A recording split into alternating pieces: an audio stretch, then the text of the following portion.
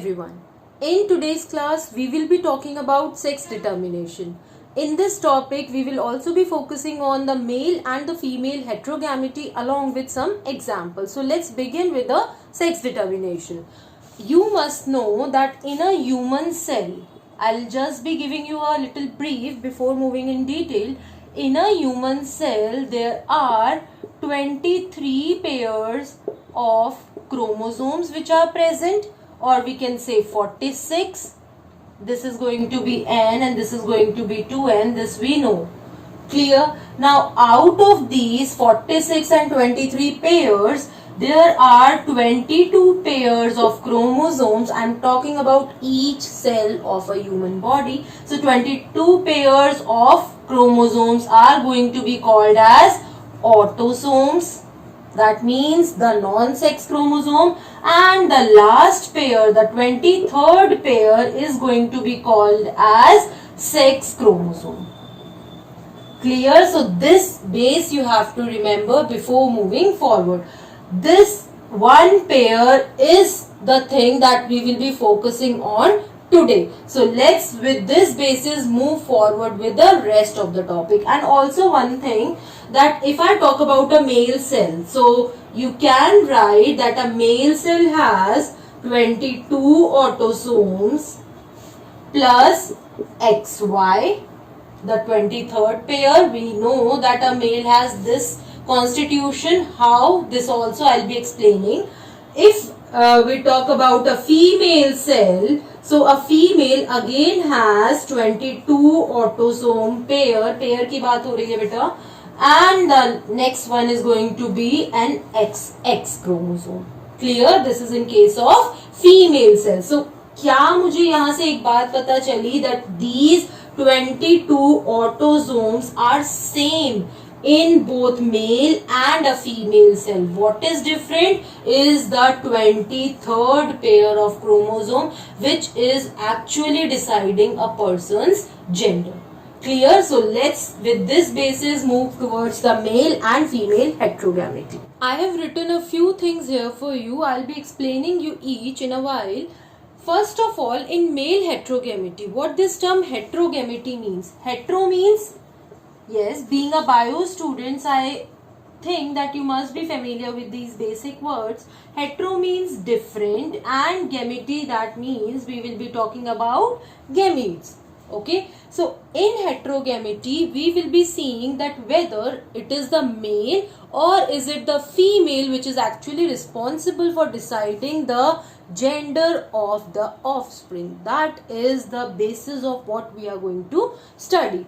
In the first case, what is the situation here? One more thing, that this sign I'll be using to represent a male cell, and this sign I'll be using for a female one. Okay, so now if I talk about the first case here, the male, let me just write it this way, the male is producing two gametes. Okay, it will going to be producing two gametes, one with an X and one with a Y, like this. And the female is going to produce again two gametes, one X and one X. So in this situation, what do you see here? Who is the actual deciding one? कौन decide करेगा gender in offspring में? So the deciding parent is going to be the male here, which is actually having a different chromosome. Female is having both same chromosomes, so it doesn't matter if this one gets into the fertilization process or this one gets there. Okay, so male is the one. If we talk about the next case, the second case, this is the type of constitution that we will be seeing in grasshoppers, not in humans or in any other. Okay, so let's see what happens here. In this case, again there is male and there is female. So in a male cell, there will be gametes produced, and same for the female cell. The male cell will be producing gametes as X and 0, that is 0, and here it will be having X and X. So again, do you think the female is responsible for deciding the gender of their offspring? No. Who is the one who decides the gender? It is going to be the male part.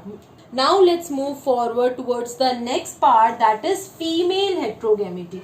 Female heterogamity is a bit different from male heterogamity. Now in this case, female is going to be deciding the gender of the offspring. So if in this case, again if I put it this way, male and female gametes will be produced. Males will be producing gametes having, yes, ZZ, and females will be producing gametes having these chromosomes. So in this case, the male is having same chromosome. So male is not the one who is going to decide the character of the offspring. Female is going to be deciding the character. If the zygote gets this and this, female is going to be born. If the zygote gets this and this, male is going to be born. So female is the deciding one. It is seen in the case of birds. Last case is seen in moths. Again, male is there, female is there, gametes are going to be formed with some chromosomes. Male will be having ZZ, female will be having a O. Males are having same chromosomes, so they are not going to be the deciding ones.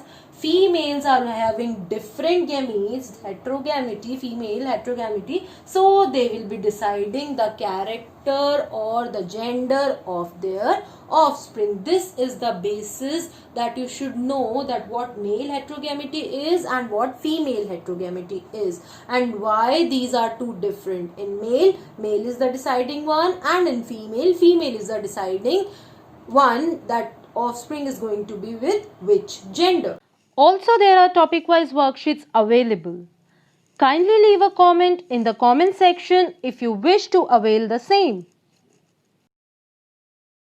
So don't forget to like, subscribe and comment below.